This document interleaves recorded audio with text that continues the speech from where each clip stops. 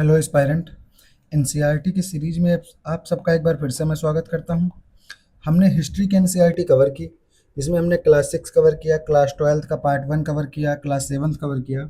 आज से हम एक नई सब्जेक्ट शुरू कर रहे हैं। सब्जेक्ट है ज्योग्राफी, और ज्योग्राफी की क्या करेंगे हम, जिस तरह से एनसीईआरटी हिस्ट्री की कवर कर रहे थे, यानी एनसीईआरटी में हमने क्या किया था, हम दे रहे थे मिनिमम इनपुट और एनसीईआरटी से हम मैक्सिमम आउटपुट गेन करने की कोशिश कर रहे थे। यानी एनसीईआरटी में हम टू द पॉइंट पढ़ रहे थे कि कौन सी लाइन हमारे एग्जाम के लिए इम्पोर्टेंट है और कौन सी चीज़ें हमारे लिए इम्पोर्टेंट नहीं दी हुई हैं। क्योंकि हम क्या कोशिश करते हैं कि 20 से 25 मिनट में एक चैप्टर कवर करेंगे और उसके थ्रू जो जो सवाल आज तक आए हैं एनसीईआरटी से डायरेक्ट उन सवालों को डिस्कस करेंगे, या इनडायरेक्टली कौन से सवाल का कौन सा स्टेटमेंट पूछा गया है वो चीज़ें यहीं पे देखते हुए चलेंगे। तो चलिए आज का हम पहला टॉपिक शुरू करते हैं। जो पहला टॉपिक है वो है सौर मंडल में पृथ्वी। यानी एनसीईआरटी में क्लास 6 ज्योग्राफी का पहला चैप्टर क्या है, सौर मंडल में पृथ्वी। हम आगे आगे दिखाएंगे कि इस टॉपिक से कितने क्वेश्चंस पूछे गए हैं जो डायरेक्ट एनसीईआरटी बेस्ड हैं। यानी कुछ क्वेश्चंस में तो कोई ये नहीं कि आप इसके लिए कोई स्टैंडर्ड बुक पढ़नी है, आप सीधा एनसीईआरटी पढ़ेंगे क्लास 6 का चैप्टर 1 और वो क्वेश्चंस आपसे डायरेक्ट बनने चाहिए। ठीक है, आगे देखते हैं। आगे मिलेगा कि हमें आप पूर्ण चंद्र को लगभग एक महीने में एक बार देख सकते हैं, और पूर्ण चंद्र वाली रात क्या होती है, पूर्णिमा कहलाती है। यानी पूर्णिमा के दिन क्या होता है, चंद्रमा पूरा होता है, और जो पूरा चंद्रमा होता है ये एक महीने में क्या होता है, एक बार होता है। क्या कह रहा है कि पूर्णिमा एक माह में एक बार आती है, और पूर्णिमा के दिन क्या होता है, चंद्रमा पूरा होता है। आगे आगे कह रहा है 15 दिन के बाद आप इसे नहीं देख सकते हैं। यानी 15 दिन बाद क्या होगा, धीरे धीरे चंद्रमा गायब होना शुरू हो जाएगा और पूरी तरह से क्या हो जाएगा, गायब हो जाएगा। फिर कहता है ये नए चंद्रमा की रात्रि क्या कहलाती है, अमावस्या कहलाती है। यह नए चंद्रमा की रात्रि जब चंद्रमा पूरी तरह से नहीं दिखता है वो क्या कहलाती है, वो अमावस्या कहलाएगी। आगे देखते हैं। आगे क्या है कि सूर्य, चंद्रमा व सभी वस्तुएं जो रात के समय आसमान में चमकते हैं खगोलीय पिंड कहलाती हैं। यानी सूर्य हो गया, चंद्रमा हो गया, तथा वो असंख्य तारे जो रात को क्या होते हैं आसमान में चमकते हैं, उनको क्या कहते हैं, उनको हम कहते हैं खगोलीय पिंड। ये चीज हो गई। इसके बाद आगे बढ़ेंगे तो क्या मिलेगा, कुछ खगोलीय पिंड बड़े आकार वाले तथा गर्म होते हैं। यानी इन्हीं में से जो रात को चमकने वाली चीजें हैं, इनमें से क्या है, सूर्य हो गया, चंद्रमा हो गया, या फिर कोई अन्य तारा, जो इनमें से क्या है, इनमें से कुछ ऐसे हैं जो क्या है, बड़े आकार के हैं तथा गर्म भी हैं। तो ये गैसों से बने होते हैं। ये किससे बने हैं, यानी कि कभी पूछ ले कि सूर्य किससे बना है, या ये जो रात को चमकने वाले तारे हैं ये किससे बने हैं, ये खगोलीय पिंड किससे बने हैं, तो ये गैसों से बने होते हैं। इनके पास अपनी ऊष्मा होती है तथा प्रकाश होता है। इनके पास स्वयं की ऊष्मा है और क्या है, प्रकाश है, जिसे वे बड़ी मात्रा में क्या करते हैं, उत्सर्जित करते हैं। जिसे वे बड़ी मात्रा में उत्सर्जित करते हैं, और जो ये उत्सर्जन होता है इसी के कारण क्या होता है कि जो दूसरे ग्रह हैं वो भी चमकते हैं। फिर क्या कहते हैं, इन खगोलीय पिंडों को तारा कहते हैं। यानी तारों के पास क्या होता है, अपना प्रकाश होता है। क्या होता है, अपना प्रकाश होता है। क्या कहते हैं, सूर्य भी एक तारा है। यानी कभी स्टेटमेंट बनाए कि सूर्य एक तारा है, हाँ तो सूर्य एक तारा है। आगे बढ़ेंगे। आगे बढ़ के क्या देखेंगे कि रात्रि में आसमान की ओर देखते समय आप तारों के विभिन्न समूहों द्वारा बनाई गई विविध आकृतियों को देख सकते हैं। जब हम रात को खुले आसमान में के नीचे लेटे हों तो हम ऊपर देखेंगे तो हमें क्या दिखेगा, हमें दिखेगा कि तारे जो है, तारे आपस में क्या करके मिल करके एक आकृति बनाते हैं। अब वो जो आकृति है वो क्या कहलाती है, वो कहलाती है नक्षत्र मंडल। अब जो अर्सा मेजर नाम है, अर्सा मेजर या बिग बियर, इसी प्रकार का एक नक्षत्र मंडल है। यानी अर्सा मेजर या बिग बियर क्या है, तारों द्वारा बनाई गई एक आकृति है जो हमें आसमान में दिखती है। तो क्या कहते हैं, अर्सा मेजर और बिग बियर इसी प्रकार का क्या है, एक नक्षत्र मंडल है। बहुत आसानी से पहचान में आने वाला नक्षत्र मंडल क्या है, सप्तऋषि। एक इसी तरह का नक्षत्र मंडल है जिसका नाम है सप्तऋषि। सप्तऋषि क्या है, उसे हम आसानी से पहचान सकते हैं क्योंकि वहां पे 7 ताराओं का एक समूह होगा। ठीक है, आगे देखेंगे। आगे क्या कहते हैं कि प्राचीन समय में लोग रात्रि में दिशा का निर्धारण कैसे करते थे, तारों की सहायता से करते थे। यानी बहुत पुराने समय में जब घड़ी का आविष्कार नहीं हुआ या दिशाओं का ज्ञान इतना अच्छे से नहीं हुआ था, तो क्या करते थे लोग, तारा का देख करके क्या बताते थे, जो तारों की स्थिति देखते थे उसके आधार पर बता देते थे किस दिशा में हम हैं। अब क्या कहते हैं, उत्तरी तारा उत्तर दिशा को बताता है और इसे ही ध्रुव तारा कहते हैं। यानी जो उत्तरी तारा है वो किस दिशा को बताएगा, उत्तरी दिशा को बताएगा, और इसे ध्रुव तारा कहते हैं। यह आसमान में हमेशा एक ही स्थान पर रहता है। सीधा क्वेश्चन क्या पूछा जाएगा कि ध्रुव तारा गतिमान होता है, नहीं, ध्रुव तारा की स्थिति क्या होती है, एक जगह पर स्थिर होती है। आगे देखते हैं। सप्तऋषि की सहायता से ध्रुव तारे की स्थिति को जान सकते हैं। यानी जो सप्तऋषि की बात करते हैं, हम सप्तऋषि क्या, एक नक्षत्र मंडल था जिसे हम आसानी से पहचान सकते हैं। उसे क्या यूज करके हम क्या कर सकते हैं, हम ध्रुव तारे की स्थिति को भी पता कर सकते हैं। आगे आगे लिखा है, कुछ बृहस्पति, शनि तथा यूरेनस के चारों ओर क्या है, छल्ले हैं। ये छल्ले विभिन्न पदार्थों के छोटे छोटे पिंडों से बनी चटपटियां हैं। यानी क्या याद रखना है कि बृहस्पति, शनि तथा यूरेनस के चारों ओर छल्ले हैं। ये सबसे ज्यादा जरूरी इंपॉर्टेंट स्टेटमेंट है क्या, कि किनके चारों ओर छल्ले हैं, तो बृहस्पति, शनि और यूरेनस के चारों ओर छल्ले हैं। आगे देखते हैं। कुछ खगोलीय पिंडों में क्या है, अपना प्रकाश एवं ऊष्मा नहीं है। अब जिनके पास अपना प्रकाश एवं ऊष्मा नहीं है वो तारों के प्रकाश से प्रकाशित होंगे। अब जो तारों के प्रकाश से प्रकाशित होंगे वो क्या कहलाएंगे, वो कहलाएंगे ग्रह। यानी सब सीधा सवाल पूछेगा, ग्रहों के पास स्वयं का प्रकाश होता है या नहीं होता है, तो ग्रहों के पास स्वयं का प्रकाश नहीं होता है। आगे देखते हैं। आगे जो सबसे ज्यादा इंपॉर्टेंट चीज क्या बनी है, वो बना है मैप। ये एक मानचित्र दिया हुआ है, यानी सौरमंडल का पूरा एक जगह पे वर्णन कर दिया गया है। अब इस चीज में क्या क्या चीजें इंपॉर्टेंट है उसको एक बार हम कवर करते हैं। क्या क्या चीजें इंपॉर्टेंट, पहली चीज है बुध। बुध के बारे में क्या देखना है कि जो बुध है सूर्य के चारों ओर एक परिक्रमण कितने दिनों में करता है, 88 दिनों में। सीधा क्वेश्चन पूछेगा कि 88 दिनों में, मतलब बुध सूर्य की परिक्रमा कितने दिनों में कर लेता है, 88 दिन। आगे शुक्र की बात करते हैं। शुक्र क्या कहता है कि अपने अक्ष पर घूर्णन तो 59 डेज में करता है। अपने अक्ष पर घूमना होगा तो 59 डेज में घूमेगा, लेकिन सूर्य के चारों ओर ये 255 डेज लेगा। कितने डेज लेगा, 255 डेज। आप इसके नोट्स बनाते चलिएगा बिल्कुल इसी तरह से कि सूर्य अपने अक्ष पर घूमता है 59 डेज में, सूर्य के चारों ओर घूमता है 255 डेज में। इसी तरह से पृथ्वी की बात करेंगे। पृथ्वी का क्या है, पृथ्वी अगर अपने अक्ष पर घूमने की बात होगी तो 243 दिन और सूर्य के चारों ओर 365 दिन। ये हो गया। इसी तरह से मंगल की बात करते हैं। अब मंगल की बात करेंगे तो मंगल क्या है कि जब सूर्य के चारों ओर मंगल घूमेगा तो वो लेगा 687 दिन। और अगर अपने अक्ष पर घूमने की बात आएगी तो लेगा एक दिन। तो अपने अक्ष पर कितने दिन में घूमेगा, एक दिन में। सूर्य के चारों ओर कितने दिन में घूमेगा, 687 दिन में। आगे लिखा आंतरिक ग्रह किसे कहते हैं, जो पृथ्वी के बहुत नजदीक होते हैं वो क्या कहलाते हैं, आंतरिक ग्रह कहलाते हैं। ये ग्रह जो है चट्टानों से बने हैं। यानी पृथ्वी के नजदीक कौन कौन से ग्रह हैं, तो भैया मंगल है, बुध है, शुक्र है। तो बुध, शुक्र, मंगल ये क्या है, आंतरिक ग्रह हैं। जो आंतरिक ग्रह किससे बने हैं, चट्टानों से बने हैं। वो आपसे गलत कराने के लिए क्या दे देगा कि चट्टानों से नहीं, गैसों से बने हैं। जो कि गैसों से बने हैं वो बने हैं बाह्य ग्रह। और बाह्य ग्रह क्या है, बाह्य ग्रह हैं सूर्य से बहुत दूर, यानी बहुत बड़े आकार के हैं, बहुत दूर है। और ये क्या है, ये गैस और तरल पदार्थों से बने हैं। तो जो आंतरिक ग्रह हैं ये गैसों से नहीं बने, ये याद रखना है। जो आंतरिक ग्रह हैं ये किससे बने हैं, चट्टानी पदार्थ से बने हैं। ये चीज हो गई। अब इसके बाद बृहस्पति के बारे में क्या देखेंगे और शनि के बारे में। तो जो बृहस्पति है ये कि सूर्य के चारों ओर परिक्रमा करेगा तो 11 साल 11 में 11 साल 11 महीने में। और अगर बात करें ये अपने अक्ष पर कब घूमेगा, तो अपने अक्ष पर घूमेगा 9 घंटे 56 मिनट में। कितनी देर में, 9 घंटे 56 मिनट में। अगर शनि की बात करें तो शनि क्या करेगा, सूर्य के चारों ओर 29 साल में घूमेगा। वहीं अपने अक्ष पर घूमना होगा तो 10 घंटे 40 मिनट लेगा। ठीक है, ये चीज हो गई। अगला है यूरेनस। यूरेनस के बारे में क्या देखेंगे कि सूर्य के चारों ओर ये घूमता है 84 साल में और अपने अक्ष पर घूमता है 17 घंटे में। ये याद रखेंगे। इसके अलावा नेपच्यून के बारे में क्या याद रखेंगे कि सूर्य के चारों ओर 164 साल में घूमेगा और अपने अक्ष पर घूमना होगा तो 16 घंटे में घूमेगा। अब करना क्या है, अब हमारा काम क्या है, इस जो ये पूरा मैंने आपको पढ़ाया, ये पूरा मानचित्र, इसमें क्या चीजें आपके लिए काम है। अब इसमें आपको एक काम करना है, सबसे पहला काम करना है आपको कि आपको लिखना है परिक्रमण काल और इधर लिखना है ग्रह। तो ऐसे बनाना है। अब इधर लिखना है परिक्रमण काल। अब लिखना है किसमें, घटते क्रम में या फिर बढ़ते क्रम में। तो सबसे कम किसका है, सॉरी, सबसे कम किसका है वो लिखेंगे, फिर उससे ज्यादा किसका है, फिर उससे ज्यादा, फिर उससे ज्यादा, फिर उससे ज्यादा, फिर इनका नाम लिखेंगे ग्रह का। तो एक क्रम में पूछा जाएगा कि परिक्रमण काल के घटते क्रम में लगा दीजिए। इसी तरह से अपने अक्ष पर घूर्णन की बात आएगी, उसका भी ऐसे आपको करना है। तो परिक्रमण परिभ्रमण दोनों चीजें आपको करनी है इसी तरह से। ठीक है, ये काम आपका है कि आप इस मानचित्र को देख करके ये चीजें निकाल के करिएगा। कैसे करना है वो मैंने आपको बता दिया। आगे बढ़ते हैं तो मैं पहले आपको क्वेश्चंस दिखा देता हूँ कि इस टॉपिक से क्या क्या क्वेश्चंस पूछे गए, जो भी हम आगे पढ़ेंगे। अभी हमने नहीं पढ़ा उल्का के बारे में, अभी आगे आपको दिखाऊंगा कि उल्का के बारे में सीधा क्वेश्चन यहाँ से पूछा गया। आगे क्या चीजें हैं, पूछेगा कि सौर मंडल में सबसे बड़ा ग्रह कौन सा है, ये भी क्वेश्चन देखेंगे। सबसे भारी ग्रह के बारे में बात करेंगे। तो ये क्वेश्चन जो है, अभी पृथ्वी के सबसे नजदीक का ग्रह क्या है, इसके बारे में चर्चा करेंगे। तो ये जो चीजें हैं अभी देखते हैं हम क्या देखेंगे। ये हो गया सूर्य। अब सूर्य के सबसे पास का ग्रह बुध। अब बुध के पास ग्रह कौन सा है, शुक्र। शुक्र के बाद कौन सा आएगा, पृथ्वी आएगा। पृथ्वी के बाद कौन सा आएगा, मंगल आएगा। तो क्रम याद रखना है क्या है, बुध, शुक्र, पृथ्वी, मंगल।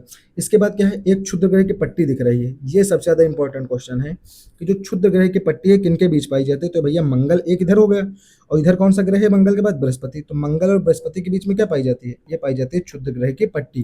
तो अगर कभी सीधा सवाल पूछे कि क्षुद्र ग्रह पट्टी किसके बीच में पाई जाती है, तो पाई जाती है मंगल और बृहस्पति के बीच में।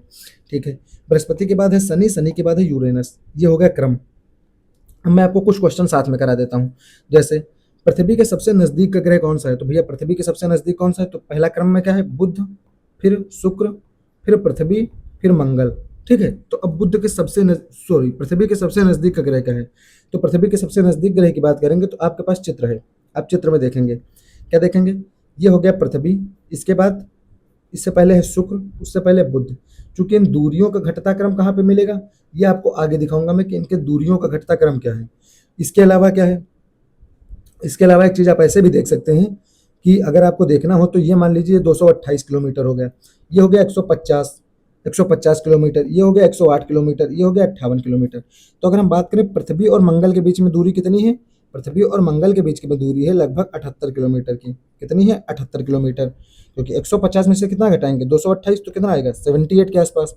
और देखेंगे बुध और शुक्र यानी सॉरी पृथ्वी और शुक्र के बीच में दूरी कितनी है, तो पृथ्वी 150 और शुक्र 108, तो कितनी है 42।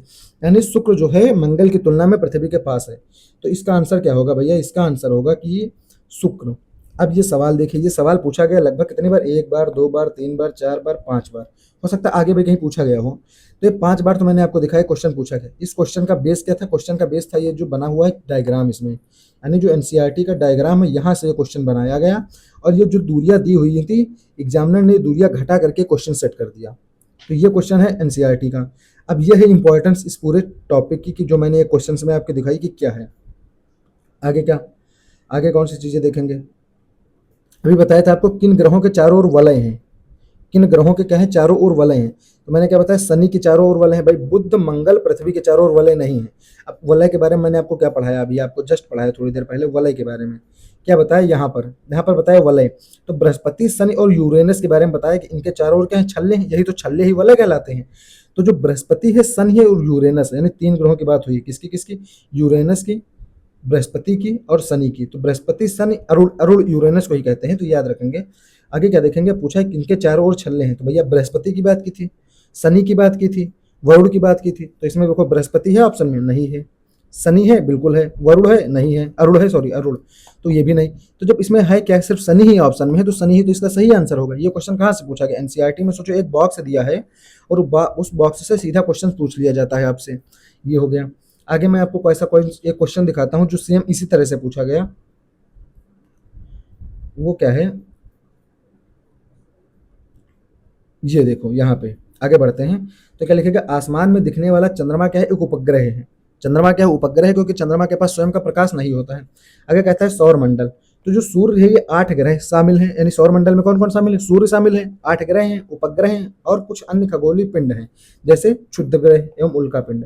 ये सब जब मिल जाते हैं तो क्या बनाते हैं? सौर मंडल बनाते हैं। तो सौर मंडल में क्या क्या शामिल है? सूर्य है, 8 ग्रह हैं, उपग्रह हैं, कुछ अन्य खगोलीय पिंड हैं। क्वेश्चन क्या पूछा गया? क्वेश्चन पूछा गया कि कौन सा ग्रह सौर मंडल का नहीं है। भैया बुध के बारे में मैंने पढ़ा है, शुक्र के बारे में पढ़ा है, शनि के बारे में पढ़ा है। फ्लोरिडा क्या है? फ्लोरिडा तो अमेरिका का एक स्थान है। तो फ्लोरिडा कैसे कब से ग्रह बन गया या सौरमंडल का एक पार्ट बन गया? तो भैया इसका आंसर क्या हो जाएगा? फ्लोरिडा। ये है एनसीईआरटी। आपको इतना आसान तरीके से बताई गई है कि आपसे जो क्वेश्चन डायरेक्ट पूछे जा रहे हैं मैं वो करवाने की कोशिश कर रहा हूँ आपसे कि वो क्वेश्चन आप कर पाए। ये हो गया। इसके बाद क्या देखेंगे? अब इसके बाद देखेंगे कि सूर्य से उनकी दूरी के अनुसार अंग्रेजी में ग्रहों का नाम। यानी मैंने अभी आपको क्या पढ़ाया, मैंने आपको बताया था कि अभी क्वेश्चन एक पूछा गया कि दूरी के क्रम में पूछ लिया कि पृथ्वी के सबसे पास कौन सा है। तो भैया देख लीजिए अब सबसे पास कौन सा ग्रह पड़ेगा। अगर बात करें दूरी के अनुसार तो सबसे पहले बुध है, बुध के बाद शुक्र है, शुक्र के बाद पृथ्वी है, पृथ्वी के बाद मंगल है, मंगल के बाद क्या है? बृहस्पति, बृहस्पति के बाद शनि, शनि के बाद यूरेनस, यूरेनस के बाद नेपच्यून। यह क्या सूर्य के अनुसार दूरी के अनुसार क्या है उनके सूर्य से ग्रह हैं। आगे क्या कहते हैं? कहते हैं जो सौर मंडल में सभी 8 ग्रह हैं या क्या करते हैं, निश्चित पथ पर सूर्य का चक्कर लगाते हैं। और जो शुक्र है, शुक्र को हम क्या कहते हैं? शुक्र को हम कहते हैं पृथ्वी का जुड़वा ग्रह। यानी अगर बात करें पृथ्वी का जुड़वा ग्रह का भी पूछ लिया जाए तो उसका आंसर क्या होगा? उसका आंसर होगा शुक्र, ना कि मंगल। तो ज्यादातर लोग क्या मार देंगे? मंगल के पास चले जाएंगे, जबकि उसका एग्जैक्ट आंसर होगा शुक्र। मंगल हमारे मन में इसलिए आता है क्योंकि हम मंगलयान के बारे में मिशन सुनते हैं, तो मंगल के बारे में सुनते हैं कि हम मंगल पे अपना जीवन खोज रहे हैं। नहीं, अगर पृथ्वी के जुड़वा ग्रह की बात आएगी तो उसका सीधा उत्तर होगा शुक्र। आगे क्या कहता है? जो खगोल शास्त्री है आर्यभट्ट। कौन है? आर्यभट्ट। आर्यभट्ट ने क्या कहा? उन्होंने कहा कि सभी ग्रह तथा चंद्रमा परावर्तित सूर्य प्रकाश के कारण चमकते हैं। यानी जितने ग्रह हैं और जितना जो चंद्रमा है, ये क्या होते हैं? जो सूर्य का प्रकाश परावर्तित होता है उसके कारण चमकते हैं। यह कथन किसका है? यह आर्यभट्ट का है। आगे बढ़ते हैं, आगे फिर कुछ क्वेश्चंस हैं। इससे मैं क्या करते हैं, पूरा टॉपिक के ऊपर पढ़ लेते हैं, फिर एक साथ सारे क्वेश्चंस करते हैं, तो आपको क्या होगा, एक आइडिया लगेगा कि मैंने कौन सी चीज़ पढ़ी थी, कौन सा क्वेश्चन बन पा रहा है। आकार में ये क्या है? अगर बात करें पृथ्वी की, पृथ्वी के बारे में क्या कहता है? आकार में यह 5वां ग्रह है, यानी साइज के अनुसार ये पृथ्वी का क्या है? 5वां सबसे बड़ा ग्रह है। यहाँ पे क्या लिखा है कि प्रकाश की गति लगभग 3 लाख किलोमीटर प्रति सेकंड, यानी 3 × 10⁸ इकाई, दहाई, सैकड़ा, हजार, 10,000, लाख, 3 लाख, ये हो गया। इसके बाद क्या कहते हैं, इस गति के बावजूद क्या है, सूर्य का प्रकाश पृथ्वी तक पहुंचने में कितना समय लेता है, 8 मिनट। क्या याद रखना भैया, 8 मिनट, ये इंपॉर्टेंट है, याद रखना कि 8 मिनट समय लेता है। आगे क्या देखते हैं कि जो नील आर्मस्ट्रांग है, ये क्या है, पहले व्यक्ति हैं। कौन से व्यक्ति हैं, फर्स्ट व्यक्ति हैं, कहाँ पे, जिन्होंने 20 जुलाई को 1969 यानी 1969 को क्या किया, सबसे पहले चंद्रमा की सतह पर कदम रखा। यानी चंद्रमा की सतह पर कदम रखने वाले पहले व्यक्ति क्या है, नील आर्मस्ट्रांग है। ये हो गया, याद रखना कब रखा, 1969 को रखा। फिर क्या है, अंतरिक्ष से देखने पर पृथ्वी नीले रंग की दिखाई पड़ती है क्योंकि इसकी 2/3 सतह जो है पानी से ढकी हुई है। यानी अंतरिक्ष से देखने पर पृथ्वी का नीला रंग क्यों दिखता है, क्योंकि पृथ्वी की जो 2/3 हिस्सा है वो किससे ढका हुआ है, वो जल से ढका हुआ है, इसलिए पृथ्वी क्या दिखाई देती है, नीली। और इसी कारण इसे नीला ग्रह भी कहा जाता है। ये चीज हम देख लिए। इसके बाद क्या देखते हैं, इसके बाद देखते हैं कि चंद्रमा के बारे में। तो क्या कहेगा कि चंद्रमा क्या है, इसका जो व्यास है ये पृथ्वी के व्यास का कितना है, 1/4 है। यानी चंद्रमा का व्यास क्या है, पृथ्वी के व्यास का 1/4 है। और ये लगभग हमसे कितनी दूर है, चंद्रमा 3,84,000 किलोमीटर दूर है। ये हो गया। इसके बाद क्या देखेंगे, उपग्रह के बारे में क्या कहा गया है कि जो ग्रहों के चारों ओर उसी प्रकार चक्कर लगाता है जिस प्रकार ग्रह सूर्य के चारों ओर। यानी उपग्रह क्या है, उपग्रह है, इनके पास पहली बात तो स्वयं का प्रकाश बिल्कुल नहीं, क्योंकि ग्रहों के पास नहीं तो उपग्रहों के पास बिल्कुल नहीं। अब क्या कहते हैं, अब क्या है, एक चीज है कि जो ग्रहों के चारों ओर उसी प्रकार चक्कर लगाते हैं, ठीक जिस प्रकार क्या करते हैं, ग्रह किसके चारों ओर चक्कर लगाते हैं, सूर्य के चारों ओर चक्कर लगाते हैं। यानी उपग्रह एक निश्चित कक्षा में क्या होते हैं, ग्रहों के चारों ओर चक्कर लगाते रहते हैं। ये हो गया। आगे क्या देखेंगे, आगे देखेंगे कि एक क्वेश्चन है, क्वेश्चन से पहले एक चीज और देख कवर कर लेते हैं कि चंद्रमा जो है ये पृथ्वी का एक चक्कर कितने दिन में, लगभग 27 दिन में। क्या याद रखना है कि अगर चंद्रमा की बात करें तो चंद्रमा पृथ्वी का एक चक्कर कितने दिन में, लगभग 27 दिन में। अगर कहते हैं इतने ही समय में यह अपने अक्ष पर भी एक चक्कर पूरा कर लेता है। यानी चंद्रमा जितने दिन में पृथ्वी का एक चक्कर लगाता है उतने ही टाइम पीरियड में लगभग अपने अक्ष पर भी घूम लेता है। यानी मान लीजिए ये हो गया चंद्रमा, ये हो गई पृथ्वी। तो क्या हुआ, अगर चंद्रमा मान लो ये चंद्रमा हो गया, ये मून हो गया, ये हो गया अर्थ। तो ये अगर पृथ्वी का एक चक्कर ऐसे घूमा और कितना टाइम लिया, 27 दिन। तो ये अपने अक्ष पे भी ऐसे घूम रहा होगा, तो जो अपने अक्ष पे घूमता है ये भी 27 दिन में एक चक्कर लगा लेता है। अब ये क्वेश्चन पूछा गया, क्या पूछा गया, यूपी पीसीएस के एग्जाम में क्वेश्चन आता है। क्वेश्चन क्या है, क्वेश्चन है कि निम्नलिखित कथनों पर विचार कीजिए। ठीक है, पृथ्वी पर से चंद्रमा के पृष्ठ का केवल एक ही फलक दिखाई देता है। ठीक है, अपने अक्ष पर चंद्रमा के घूर्णन काल उसके पृथ्वी के चारों ओर घूर्णन काल के बराबर होता है। भैया पहले दूसरा स्टेटमेंट तो 100% सही, मैंने क्या बताया आपको बताया, यहाँ पे लिखा हुआ है, लिखा क्या हुआ है कि यह अपने अक्ष पर भी एक चक्कर पूरा करता है, जितने अक्ष पर क्या हो, लगभग 27 दिन में क्या होता है, पृथ्वी का एक चक्कर लगाता है। फिर क्या कहता है, परिणाम स्वरूप पृथ्वी से हमें चंद्रमा का केवल एक ही भाग दिखाई देता है। ये भैया लाइन है, यहाँ से क्वेश्चन पूछा गया, कहाँ में, यूपी पीसीएस में। पहला स्टेटमेंट क्या है, पृथ्वी से चंद्रमा का एक पृष्ठ दिखता है। तो क्या कह रहा है भैया, इसी के परिणाम स्वरूप क्या होता है, पृथ्वी के चंद्रमा का एक पृष्ठ दिखता है। अब उसका कारण दिया है, कारण क्या है कि पृथ्वी का भैया चंद्रमा जितने समय में चक्कर लगाता है यानी 27 दिन में, उतने समय में अपने अक्ष पर भी घूम लेता है। तो ये क्वेश्चन कहाँ से मिला आपको, डायरेक्ट एनसीईआरटी से देखने को मिला। आगे देखते हैं क्षुद्र ग्रह के बारे में। क्षुद्र ग्रह के बारे में क्या, तारों, ग्रहों और उपग्रहों के अतिरिक्त असंख्य छोटे पिंड भी हैं जो सूर्य के चारों ओर क्या करते हैं, चक्कर लगाते हैं। यानी तारे, ग्रह और उपग्रह हो गए, इनके अलावा और बहुत सारे छोटे छोटे पिंड हैं जो क्या करते हैं, सूर्य के चारों ओर चक्कर लगाते रहते हैं। इन पिंडों को हम कहते हैं क्षुद्र ग्रह। आगे, ये मंगल और बृहस्पति की कक्षाओं के बीच में पाई जाती है। ये मैंने अभी आपको एक डायग्राम दिखाया था, उसमें दिखाया था कि एक क्षुद्र ग्रह की पट्टी है, वो किसके बीच में है, वो है मंगल और बृहस्पति के बीच में। ये सबसे ज्यादा इंपॉर्टेंट है, ये याद रखना है। ठीक है, आगे उल्का पिंड के बारे में देखते हैं। तो उल्का पिंड के बारे में क्या देखेंगे कि सूर्य के चारों ओर चक्कर लगाने वाले पत्थरों के छोटे छोटे टुकड़ों को क्या कहते हैं, उल्का पिंड कहते हैं। यानी जो क्षुद्र ग्रह है उसी तरह से क्या है, उल्का पिंड में ये भी क्या करते हैं, सूर्य के चारों ओर क्या करते हैं, चक्कर लगाते रहते हैं। अब क्या कहते हैं, इस प्रक्रिया के दौरान क्या होते हैं, कभी कभी घर्षण होता है, घर्षण के कारण बहुत से जो उल्का पिंड है जल जाते हैं। अब ये जलेंगे तो क्या करेंगे, एक चमकदार प्रकाश उत्पन्न होता है, और कभी कभी कोई उल्का पूरी तरह बिना जले क्या होता है, पृथ्वी पर गिर जाता है। तो इससे क्या बनता है, इससे पृथ्वी पर क्या बन जाता है, गड्ढा बन जाता है। जैसे महाराष्ट्र में महाराष्ट्र में जो बात करते हैं वो क्या है, इसी तरह का एक क्रेटर बन गया। तो ऐसा माना जाता है कि वो एक उल्का पिंड गिरा, उसी से वो बन गया। ऐसे यह लाखों तारों का समूह है। क्या है भैया, लाखों तारों का समूह है। यह पट्टी आकाश गंगा है, हमारा सौर मंडल आकाश गंगा का भाग है। सिर्फ इतना याद रखना कि जो हमारा आकाश मंडल है, हमारा सौर मंडल है, किसका भाग है, ये है आकाश गंगा का भाग। आगे देखेंगे फिर क्या कहते हैं, आकाश गंगाएं क्या है, ये मिल करके ब्रह्मांड का निर्माण करती हैं। अब इसी के साथ क्या होता है, ये टॉपिक तो हमारा कवर हो गया। अब इस टॉपिक में हम क्वेश्चंस देखेंगे, कैसे कैसे क्वेश्चंस पूछे गए थे जो सीधा एनसीईआरटी से कवर किए गए थे। जैसे पहली चीज क्या कहा गया कि निम्नलिखित को आकार के अनुसार, साइज के अनुसार क्या करना है, घटते क्रम में लगाना है। भैया साइज के अनुसार क्या करना है, इनको घटते क्रम में लगाना है। ठीक है, ये चीज हो गई। एक क्वेश्चन क्या पूछा गया कि सौर मंडल का सबसे बड़ा ग्रह क्या है, तो भैया सबसे बड़ा ग्रह के बारे में चर्चा करनी है। फिर क्या कहता है, सुमेलित नहीं है। सौर मंडल का सबसे छोटा ग्रह, बिल्कुल बात, सौर मंडल का सबसे छोटा ग्रह बुध, क्योंकि सबसे पहला ग्रह ही सबसे छोटा ग्रह होगा। फिर सबसे चमकीला ग्रह कौन है? सबसे चमकीला ग्रह की बात करता है शुक्र, बिल्कुल शुक्र, क्योंकि शुक्र के बारे में क्या कहते हैं हम? इसको कहते हैं इवनिंग स्टार। उसी तरह सौर मंडल का सबसे मंदतम ग्रह, इसके बारे में भी आपको बताएंगे। अब इसके अलावा क्या क्वेश्चन पूछा गया? क्वेश्चन पूछा गया कौन से दो ग्रह हैं जो मंगल और यूरेनस के बीच में स्थित हैं? यानी मंगल और यूरेनस के बीच में कौन सा ग्रह स्थित है? भैया क्रम अगर जिसको याद है, बुध, शुक्र, पृथ्वी, मंगल, बृहस्पति और शनि और अरुण यानी यूरेनस। अब कह रहा है इनके बीच में, किसके किसके बीच में? तो मंगल और यूरेनस के बीच की बात किया। तो मंगल के बाद कौन सा आएगा? मंगल के बाद आएगा बृहस्पति, बृहस्पति के बाद आएगा भैया शुक्र। तो कौन कौन से दो ग्रह हो जाएंगे? तो पहला तो नहीं होगा, बुध शुक्र, सॉरी शनि, बुध शुक्र पृथ्वी मंगल बृहस्पति शनि। तो कौन कौन सा है? बृहस्पति और शनि किसके किसके बीच में है भैया? मंगल और यूरेनस के बीच में। सीधा सवाल आया आईएएस के एग्जाम में, ये क्वेश्चन है, ये है एनसीईआरटी के इंपॉर्टेंस, अगर आपको पढ़ना आता है कि क्या चीजें पढ़नी है तब। आगे आगे क्या कहता है कि सूर्य तथा पृथ्वी के मध्य ग्रह हैं, यानी सूर्य और पृथ्वी के बीच में कौन कौन से ग्रह हैं? तो भैया बुध आएगा, फिर शुक्र आएगा, फिर पृथ्वी आएगी। तो बुध और शुक्र किसके किसके बीच में है? इसके बीच में। ये क्वेश्चन आता है यूपीपीसीएस के एग्जाम में, यानी जीआईसी का एक एग्जाम होता है, गवर्नमेंट इंटर कॉलेज, उस एग्जाम में ये क्वेश्चन पूछा जाता है, जो इतना बेसिक है, जो डायरेक्ट एनसीईआरटी से पूछा गया।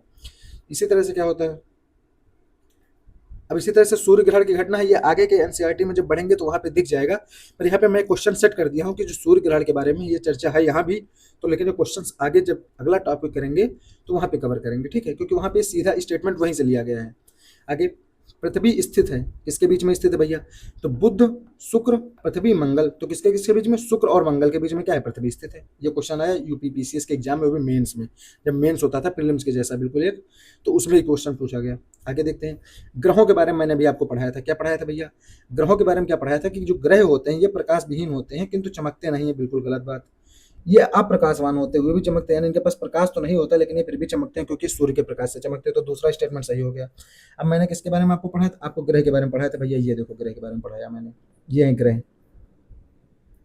यहाँ पे मैंने आपको ग्रह के बारे में बताया, यहीं पे बताया कि शुक्र को पृथ्वी का जुड़वा ग्रह कहते हैं, ये हो गया। और ग्रह के बारे में क्या चीजें पढ़ाई? और आपको पढ़ाया ग्रह के बारे में एक जगह पर, यहाँ पे पढ़ाया उपग्रह के बारे में, जहाँ पे पढ़ाया था कि जो ग्रहों के चारों ओर उसी प्रकार चक्कर लगाते हैं जिस प्रकार क्या होता है सूर्य के चारों ओर चक्कर लगाते हैं, ये हो गया, ये चीजें हो गई। अभी जो प्रकाश वाली बात है ये भी मैंने आपको कराई थी, आपको याद होगी अभी की मैंने आपको क्या कराया, जो प्रकाश की बात की कि ये देखो यहाँ पे क्या लिखा है, कुछ खगोलीय पिंडों में अपना प्रकाश और ऊष्मा नहीं होता है, वे तारों के प्रकाश से प्रकाशित होते हैं, और ऐसे पिंड क्या कहलाते हैं? ग्रह कहलाते हैं। ये यहाँ से क्वेश्चन बनाया कि इन दो लाइनों को उठा करके क्या किया गया? क्वेश्चन सेट कर दिया गया हमारे सामने, ठीक है, ये चीज हमने देख ली। आगे क्या क्वेश्चन देखेंगे? आगे क्वेश्चन देखेंगे पृथ्वी के सर्वाधिक समीप क्या है भैया? तो पृथ्वी के सर्वाधिक समीप क्या होगा? सूर्य होगा, सीधा क्वेश्चन है।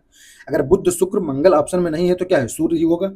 कौन सा पृथ्वी से निकटतम है? तो भैया यहाँ पे कहाँ का ऑप्शन है? प्लूटो, शनि, मंगल, बृहस्पति। तो क्या होगा? मंगल होगा भाई, क्योंकि क्रम तो हमें याद है ना कि बुध शुक्र पृथ्वी मंगल बृहस्पति, सीधा क्रम से क्वेश्चन है। सूर्य ग्रहण के बारे में मैंने आपको बताया था कि मैं अगले टॉपिक में आपके साथ डिस्कस करूंगा। ये देखो एक क्वेश्चन पूछा गया, मानव ने चंद्रमा पर पहला कदम कब रखा भैया? ये क्वेश्चन आया एमपीपीसीएस के एग्जाम में। कब रखा? 1969 में रखा। पर 1969 आपको पढ़ाया था, तभी तो आपको याद है कि 1969 में रखा। कहाँ पे पढ़ाया आपको? तो एनसीईआरटी में बॉक्स दिया, बॉक्स के अंदर क्या लिखा है, ये देखो लिखा है कि नील आर्मस्ट्रांग पहले व्यक्ति हैं जिन्होंने 20 जुलाई 1969 को, यानी 1969 को क्या किया? सबसे पहले चंद्रमा की सतह पर कदम रखा। ये क्वेश्चन कहाँ से आपको मिला? डायरेक्ट एनसीईआरटी से मिला। ये चीज हो गई। अब इसके अलावा क्या याद रखेंगे? इसके अलावा कौन सा क्वेश्चन है जो हमें देखना है? इसके अलावा क्वेश्चन है कि ये पृथ्वी तक पहुंचने के लिए सूर्य से चला प्रकाश कितना समय लेता है भैया? कितना समय लेता है? लगभग 8 मिनट। ये चीज कहाँ से कराई? एनसीईआरटी से कराई। इसको भी दिखा देता हूँ आपको, मैंने अभी आपको पढ़ाया था, तो ये बोला भी था कि इसको याद रखिएगा, क्योंकि 8 मिनट की चर्चा अभी आगे होगी जब मैं टॉपिक डिस्कस करूंगा, तो वहाँ पे बताया गया है कि भैया कितना टाइम लगेगा। तो ये देखो बताया गया है कि सूर्य के प्रकाश को पृथ्वी तक पहुंचने में लगभग 8 मिनट का क्या होता है? समय लगता है। तो ये चीज कहाँ से है? ये 8 मिनट यहीं से पूछा गया, ये याद रखेंगे। ये हो एनसीईआरटी से डायरेक्ट क्वेश्चन। इसके अलावा क्या क्वेश्चन है? इसके अलावा क्या क्वेश्चन है वो भी आपको मैं दिखा दूं। अब आगे देखो एक क्वेश्चन पूछा गया, सूर्य के गिर्द एक परिक्रमा के लिए निम्नलिखित में से कौन सा एक ग्रह अधिकतम समय लेता है? यानी कौन सा सूर्य के चारों ओर चक्कर लगाने में अधिकतम समय लेता है? तो ये क्वेश्चन कहाँ से आया? ये क्वेश्चन पूछा गया जो डायग्राम बना था, जिसमें मैंने आपको बताया था कि आपका क्या काम है, एक तरफ लिखेंगे परिक्रमण काल, फिर ग्रह का नाम, फिर दूसरी तरफ लिखेंगे परिभ्रमण काल, फिर ग्रह का नाम, फिर इनको घटते क्रम में लगाना है या फिर बढ़ते क्रम में, एक क्रम में आप लगा लीजिएगा। तो क्या होगा, उससे आप याद कर पाएंगे किसका समय सबसे ज्यादा है, किससे कम है। अगर कभी दे दे चार ऑप्शन में कि इनको घटते क्रम में लगाइए या बढ़ते क्रम में लगाइए सूर्य के चारों ओर चक्कर लगाने के अनुसार, तो ये चीज वहां से पूछी गई। ये हो गया। एक क्वेश्चन क्या पूछा गया कि सौर मंडल में जो क्षुद्र ग्रह हैं, एक छोटे खगोलीय पिंड है, ये जिन ग्रहों के मध्य पाए जाते हैं वो नाम बताइए। भैया क्षुद्र ग्रह की पट्टी किसके बीच में पाई जाती है, मंगल और बृहस्पति। ये क्वेश्चन कहाँ से पूछा गया, सीधा क्वेश्चन, क्षुद्र ग्रह की पट्टी किसके बीच में है, तो भैया इधर मंगल है, इधर क्या है बृहस्पति, तो मंगल और बृहस्पति के बीच में क्या है, क्षुद्र ग्रह की पट्टी। देखो यहाँ पे ये हो गया बृहस्पति, ये हो गया मंगल, तो इनके बीच में क्या है, क्षुद्र ग्रह की पट्टी है। ये चीज हो गई। ये सीधा क्वेश्चन आया एनसीईआरटी से। तो इसी तरह से बहुत सारे क्वेश्चन हैं, मैं आपको कितने क्वेश्चन दिखाऊं। जैसे मंगल और बृहस्पति की कक्षाओं के बीच में क्या है, सूर्य के चारों ओर परिक्रमा लगाने वाले सैल के छोटे टुकड़ों को क्या कहते हैं, भैया क्या कहते हैं, क्षुद्र ग्रह कहते हैं। ये क्वेश्चन आ गया, घुमा के आ गया। तो इसी के साथ क्या होता है, ये टॉपिक हमारा कंप्लीट होता है। तो मैं उम्मीद करता हूँ कि ये टॉपिक आपको अच्छे से समझ में आया होगा।